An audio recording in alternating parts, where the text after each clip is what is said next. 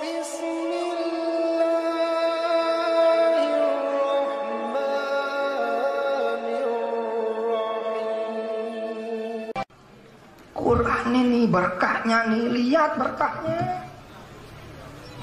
Berkahnya itu loh, nggak ada lawan itu, nggak ada lawan. Bayi 11 tahun yang lalu namanya Fajar lahir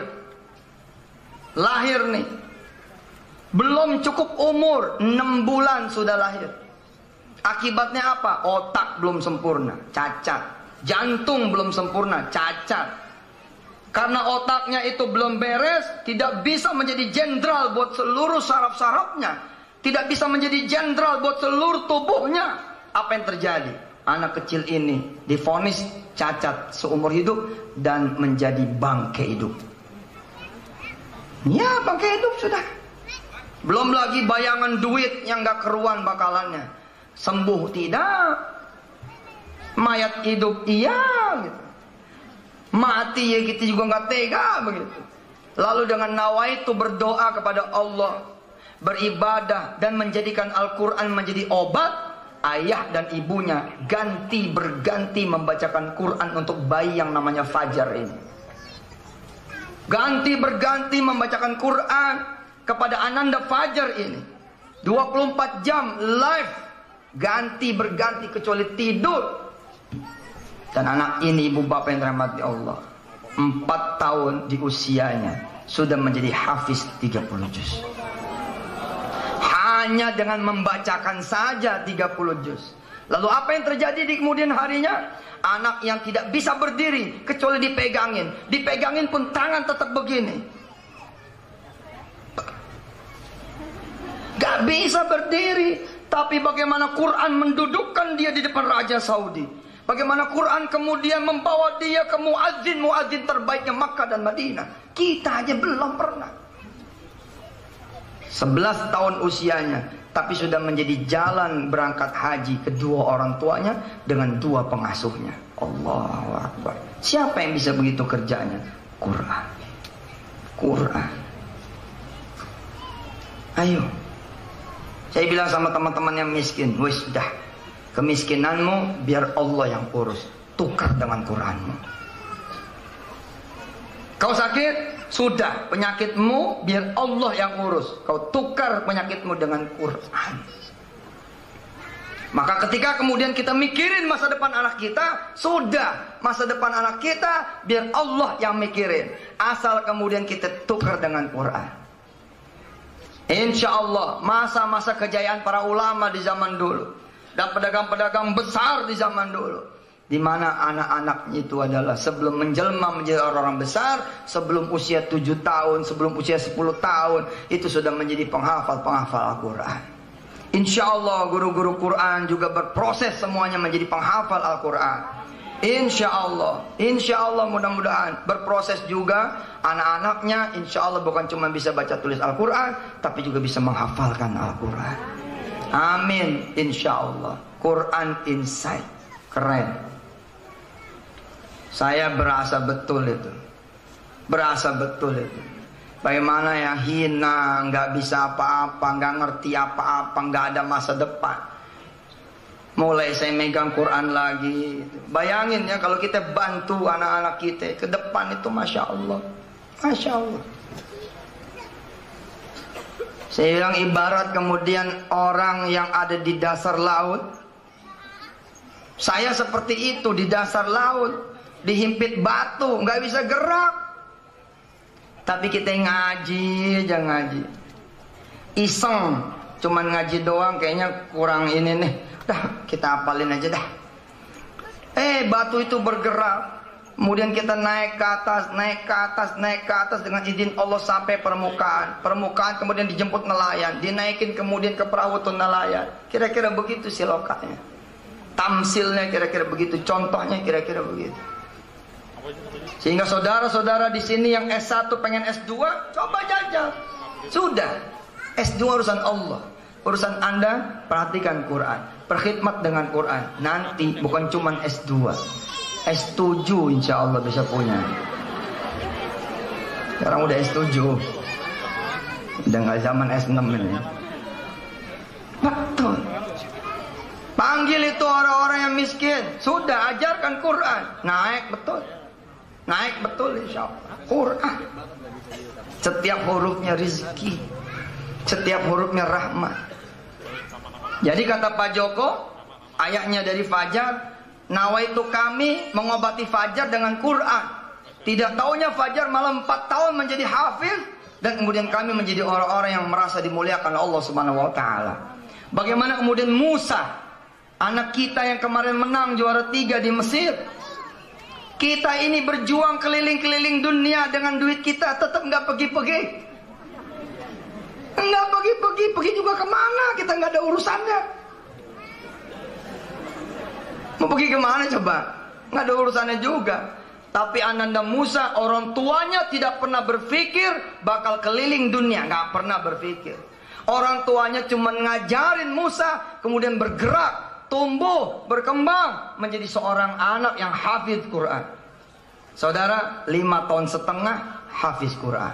Umur 6 tahun menjadi juara 10 di Jeddah, di musabaqah ya asgharul hufad, ya anak-anak paling kecil di dunia.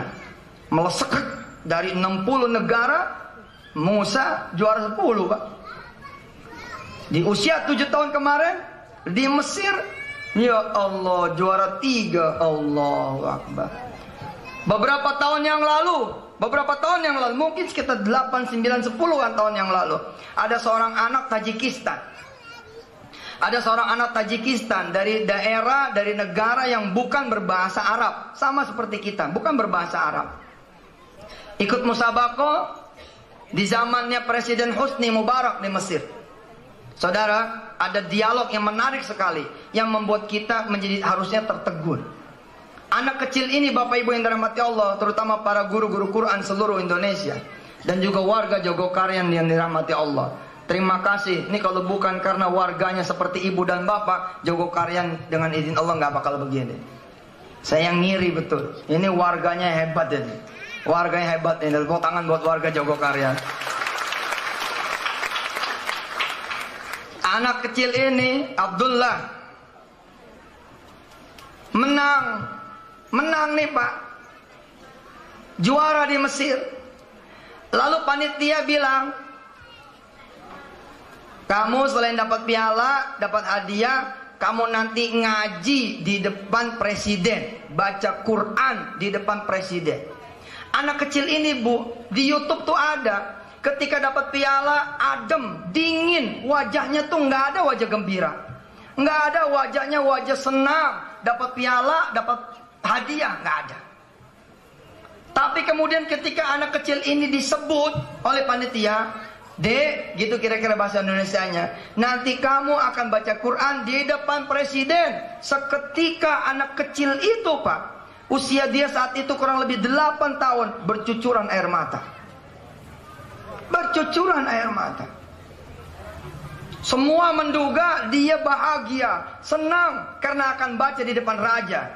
Tapi ketika ditanya, apa kata dia? Saya sudah membaca setiap hari di hadapan rajanya para raja. Saya membaca Al-Quran. Itu saya sudah membaca di hadapan rajanya para raja, Malikal Mulk. Itu yang membuat saya nangis. Kata anak kecil, bagaimana seorang kecil ini bisa? Sampai si pewawancaranya itu bingung. Hokam dia bilang, ada seorang anak, sedangkan kita tidak pernah merasa membaca Quran di hadapan Allah ya Rabbi. Ayo, siapa di antara kita yang begitu membaca Quran buka jeder, merasa ada di depannya Allah? Nggak ada, kecuali sedikit. Illa qalila. Ada, pastinya ada. Ustaz Solihuddin mungkin termasuk salah satu di antaranya. Saya tidak termasuk juga di antaranya. Saya tidak termasuk, makanya saya minta didoakan oleh ibu dan bapak semua dari mati Allah. Anak kecil ini coba, begitu diberitahu bahwa kamu akan baca di depan raja, baru dia menangis. Dikasih piala nggak nangis, dikasih hadiah nggak nangis. Tapi dibilangin kamu nanti akan baca di depan Husni Mubarak, nangis dia. Ternyata nangisnya bukan karena akan punya kesempatan itu.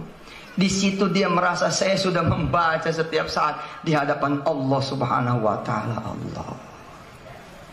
Allah Subhanallah. Maka episode di YouTube itu terus berjalan hingga episode di mana anak itu benar-benar baca di depan Husni Mubarak. Dari awal ta'awudz sampai akhir anak itu menangis. Husni Mubarak berdiri memberikan salam. Merasa anak ini juga sudah mengistimewakan dia. Baca di depan dia dari awal sampai akhir nangis, disangkanya terharu. Tapi karena apa kata anak ini? Saya melihat ada Allah di depan saya. Jadi kata anak kecil ini, ma ra'aitu malik huna, dia bilang, saya nggak melihat raja di sini. Yang saya lihat adalah Allah. Wah, keren itu. Begini nih keadaan yang harus kita hunjamkan kepada anak-anak kita. Nak, begitu. Di setiap satu alif yang kamu baca, kamu membaca di hadapan Allah Subhanahu wa taala. Maka begitu jugalah kepada dewan-dewan guru, setiap satu alif yang saudara ajarkan, Allah menyaksikan. Subhanallah. Saya kebayang, Pak, kata guru saya Dr. Aiman Suaid, yang punya sanad tertinggi pada hari ini di seluruh dunia. Apa kata beliau? Al-Quran ketika kita meninggal dunia langsung menjelma menjadi satu makhluk Allah Subhanahu wa ta'ala dan menemani kita sampai masuk ke alam kubur. Hadisnya dhaif, bahkan Albani mengatakan bal huwa dhaif jiddan. Tapi mafi muskilah. Hadis dhaif di Fadailul A'mal insyaallah bisa dipakai. Sampai di alam kubur datanglah kemudian malaikat yang bertanya kepada kita, kepada siapapun yang berkhidmat dengan Quran, bakal diadili dengan pengadilan kubur. Tapi di samping kita ada Quran yang sudah menjelma menjadi makhluk yang manis, makhluk yang menyenangkan, makhluk yang menenangkan, ada di samping kita, menemani kita di BAP. Kira-kira Bu, kalau ibu ya menjadi kemudian calon tersangka, ya, ada di polsek. Polseknya apa di sini? Hah? Panti Jeron. Tapi begitu ibu bapak masuk di depan polisi, yang mendampingi ibu Kapolri. Ini yang mau nanya Kanit Serse doang. Kelasnya maaf polsek. Yang mau ditanya ini yang mendampingi Kapolri Badrudin Haiti. Kira-kira ini Kanit Serse bisa nanya enggak? Enggak bisa nanya. Wa hakadzal Quran. Wa kama qala Rasulullah sallallahu alaihi wasallam, Iqra'ul Quran fa innahu ya'ti yaumal qiyamati syafi'an li ashabi. Seperti ini nanti kurang lebih kejadiannya. Malaikat-malaikat ibu akan nanya sama makhluk ini, kenapa engkau ada di samping si fulan? Apa kata makhluk yang ada di samping kita? Aku adalah Quran yang ketika hidup dia membaca. Dia ketika hidup memperhatikanku. Ketika dia hidup bersamaku. Ya'ishu ma'al Quran, ya'ishu ma'i. Kalau gitu minggir, saya mau nanya orang ini. Kata Quran apa? Tanyalah apa yang mau ditanya. Silakan. Lalu bertanyalah kemudian malaikat, untuk apa umurmu? Quran jawab, untukku. Gak perlu jawab, karena Quran dari belakang, untukku. Untuk apa uangmu? Untukku. Untuk apa hidupmu? Untukku. Quran terus yang jawab, selesai. Setelah kemudian begitu kata Dr. Aiman Suaid dalam hadis yang dhaif, ketika kemudian pulang itu malaikat mungkar nakir, bertanyalah Quran kepada kita yang sudah merubah dirinya menjadi wujud satu makhluk yang menyenangkan, menenangkan, menggembirakan. Wahai fulan, mau makan apa? Surga belum dibuka nih, surga belum dibuka. Kita ditanya mau makan apa? Mau minum apa? Surga belum dibuka, tapi orang ini, makhluk ini yang diizinkan Allah, yang mana dia adalah ayat-ayat Allah yang menjelma menjadi makhluk yang menemani kita. Kemudian permisi sebentar, dia mengambil kasur, dan kasur bukan sembarang kasur, tapi kasurnya kasur surga. Makanan bukan sembarang makanan, makanannya dari surga. Minuman bukan sembarang minuman, minumannya dari surga. Dan makhluk ini yang merupakan Quran yang kita baca tetap di tempatnya hingga hari kebangkitan nanti. Begitu dibangkitkan, ada dia juga Pak di samping kita. Allah. Tapi siapa? Yang memang dia kenal Pak. Kalau nggak kenal masih ditemenin. Kalau nggak kenal masih ditemenin. Kalau nggak kenal masih dibelain. Ibu nggak pernah belain dia, bapak nggak pernah belain dia, bapak capek nggak dibaca Quran, itu namanya nggak pernah belain.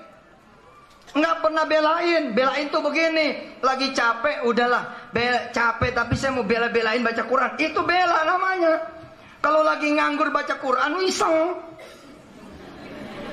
Justru ketika kita sibuk, kita bela Quran. Ketika kita nggak punya gaji, kita bela Quran. Ketika kita nggak punya duit, kita bela Quran. Ketika kita kemudian punya kesusahan, punya masalah, kita bela Quran. Harusnya kita ngurusin masalah kita. Tapi kita bilang sama Allah, aku juga sudah tidak sanggup ya Rabb ngurusin masalahku, aku ngurusin Quran saja. Itu yang terjadi sama Yusuf Mansur. Saya bilang, ya Rob, saya ngurusin Quran aja. Saya datang ke nenek-nenek. Nek, bisa baca Quran tidak? Enggak. Saya ajarin ya. Ya, silakan. Gitu. Saya keliling, cari anak-anak kecil. Sini, yuk. Kita belajar Quran dulu. Seperti itu. Dari kemudian kelompok kecil, selesaikan dengan baik. Allah memberi amanah lagi. Selesaikan lagi. Terus, subhanallah. Maka saya bilang nih, Allah pasti mengistimewakan saudara-saudara semua. Pasti insya Allah. Persiapkan saja ya diri bapak dan ibu semua untuk keadaan yang satu ini. Saya ngasih gambaran kecil ya. Saya di rumah nih Kiai Jazir, Mas Jody, saya di rumah. Kemudian datanglah sekeluarga, ibu, bapak, sama anaknya. Assalamualaikum Ustadz. Mendengar saya ada gitu, dia masuk. Ketemu saya udah senyum gitu. Assalamualaikum Ustadz. Waalaikumsalam. Boleh masuk? Boleh lah, udah di dalam kok boleh masuk. Ustadz, anak saya ini apal Ar-Rahman loh. Ustadz, berkenan ya ngedengar suaranya anak saya gitu. Terus saya menyambut anak ini. Coba dek baca. Begitu si adek ini baca, anak ini baca, si ibu itu ngeluarin tabletnya, ngerekam. Betul gak? Anaknya baca nih, a'udzu billahi minasyaitonir rajim. Bismillahirrahmanirrahim. Si ibu tuh yang tadinya senyum gembira berubah kemudian menjadi air mata. Air mata bahagia. Ya Allah, anak saya baca depan Ustadz Yusuf, depan presiden.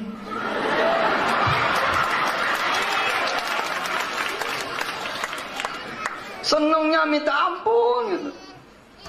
Ar-Rahman. Itu megangnya nggak begini bu. Megang udah begini nih. Kenapa? Karena udah sesenggukan nangis. Udah nangis. Pasti cry dia, nangis dia. Anaknya baca depan Ustadz. Dan ini peristiwa biasa banget, nggak ada apa-apanya. Anak ini kemudian saya pangku.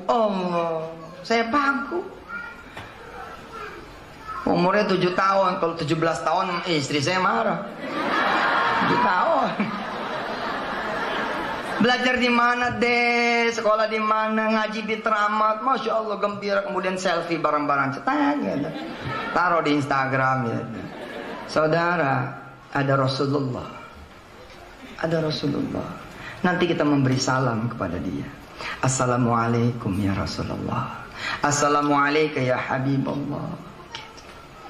Rasul menjawab, Waalaikumsalam warahmatullahi wabarakatuh. Ya Rasulullah, ini anak saya mau baca Quran di depan engkau ya Rasulullah. Saudara, kalau saudara punya hafalan cuma amma yatasaalun 5 ayat, maka anak itu akan berada bersama saya hanya 5 ayat itu saja. Kesempatannya ya sepanjang itu saja. Amma yatasaalun. 'anil naba'il 'azim alladzi hum fihi mukhtalifun kalla saya'lamun thumma kalla saya'lamun sadaqallahul azim. Gantian nama anak yang lain, cuman segitu. Bayangkan kalau kemudian putri ibu hafal Quran 30 juz. Kesempatan ini pasti datang, baca Quran di hadapan Rasulullah. Lamanya adalah selama ente baca. Panjang itu bersama Rasulullah. Allahumma shalli wa sallim barik alaih. Saudara punya anak baca, saudara di samping Rasul. Di samping Rasul. Dari mulai Al-Fatihah, Alif Lam Mim terus masuk. Tetap di situ. Lama durasinya itu adalah selama ibu bapak baca. Itulah makna dari Iqra wartaqi.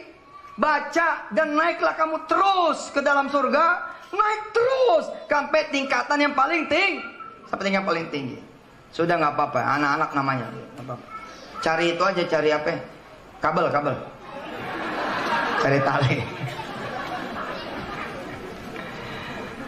Saudara, anak saudara baca tuh. Ini saya nanti akan kasih lihat bagaimana nanti posisi kawan-kawan backup paksi. Ada di mana nih tadi kawan-kawan backup paksi? Kita lihat saudara. Anak nih baca nih, mulai dari Alif Lam Mim terus Ali Imran lagi, Alif Lam Mim lagi terus naik sampai kemudian juz 29 surat terakhir. Saudara ada bersama Rasulullah. Woi. Saudara bayanginnya gini, kalau saudara ada duduk bersama orang yang saudara sebelin, siapa yang betah? Tapi begitu saudara duduk bersama orang yang saudara kagumi, nggak ngapa-ngapain juga ya seneng aja. Apalagi sama